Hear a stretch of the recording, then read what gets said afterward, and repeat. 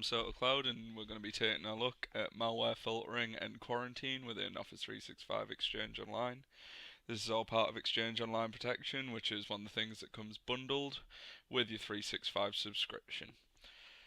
So, the malware filter is basically your equivalent of your on-premise gateway devices filters that you'll generally be moving from if you've got an Exchange on-premise setup, or if you're moving for the first time. It's basically your protection against anything coming in from the internet that contains viruses, or links to malware, or anything there to trick your users into giving away information for your organization.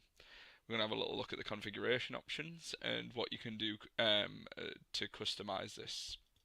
So if we open up the default configuration here, which is the only one we've got set, you can see within the settings there's a couple of things we can do. So within detection response, this is basically saying email comes in, it's put into the quarantine, which means it doesn't get sent to user mailbox. We can notify the users of this, give them a custom notification text, so it might be to call your IT team on a number, or in our organization we can say, yep, contact this person. Then we've got the common attachment types filter, which we can add to. So we can say, yeah, we don't want executables coming into the organization, we don't want registry files, VBS files coming into the organization, and these will all get hit by the filter and get put in the quarantine. Again, the message will go out to the users to check if it is a legitimate one. Then we can get an Exchange admin to release that.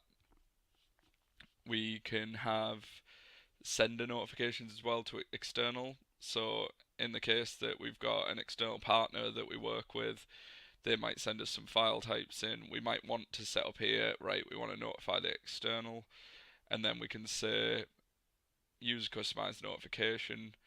This is what we want to say to the external senders, such as, you've sent this to us, it's been blocked, can you resend it like this, or can you get in contact with us and we'll find another way to transfer that file. Alternatively, we can then look at the file, and if we're happy with it, we can release it from the quarantine. So we'll take a look at the quarantine right now.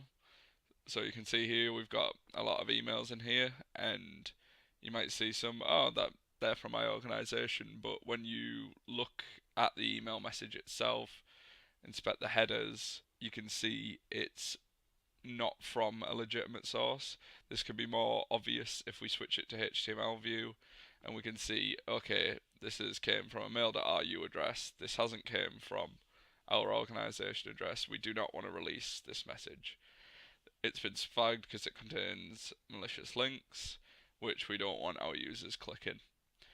To release a message, we just click the release message button, and we've got the couple of options. We can say release message to specific recipients, reports false positive, allow sender. So the allow sender option will add it to our whitelist, which we explain in another video about SCL, BCL scores and your whitelists, how these work. It basically tags it with a value that says this sender's fine. There's also the option to report as a false positive. If you've got a partner organisation, this is a really useful feature to use, as it'll send feedback back to Microsoft to say you flagged these guys as sending malware or sending spam, but they're not, which is very useful because it gets them a better SCL score, so this doesn't happen again in the future. Again, with any quarantine message though, it is important that you have one of your Exchange administrators look over the message before releasing it.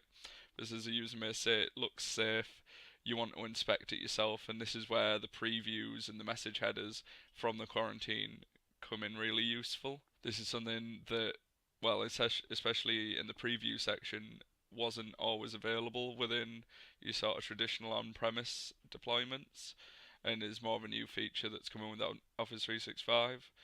The malware filtering itself, you may notice if you have administrated a on-premise deployment, looks a little bit more limited. There's a lot going on in the background, and they've tried to leave the core options open to you without revealing all of the source of how it's filtered. This is something Microsoft keeps quite close to them, but if you ever have any issues, you can always get in contact with them, and they'll look at your tenant and look at the issues that you might be facing.